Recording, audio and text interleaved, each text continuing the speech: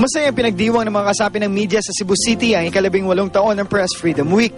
Formal itong binuksan sa pamamagitan ng isang parada at misa noong linggo ng umaga. Daan-daang mga mamamahayag ang sumali sa parada. Pabonggahan ang mga kalahok sa kanilang gimmick. Itinanghal din ang Mr. and Miss Press Freedom. Patalbugan naman sa dance floor ang mga mamamahayag mula sa 3 lokal na pahayagan ng Cebu. Nakuha naman ng ating kapusong si Alan Domingo ang parangal na Reporter of the Year for Television at Feature Story Writer of the Year sa kauna-unahang Globe Cebu Media Excellence Award. Ang parangal ay ginawad bilang pagkilala sa kontribusyon na ginawa ng media sa pag-uulat ng mga pangunahing issues sa komunidad. Reporter of the Year for Television Award goes to Mr. Alan Domingo of GMA7. The winner for the Feature Story of the Year for Television Writer is Mr. Alan Domingo, GMA7.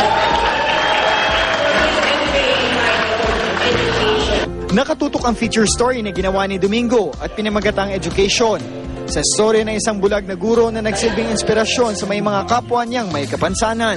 Ako ni ipaambit nga to, of course, sa subject sa akong special report. Okay. And sa mga televiewers, of course, sa GMA, Kapuso Network, labaw sa tanan, sa kaitasan. To God be the glory. Thank you very much.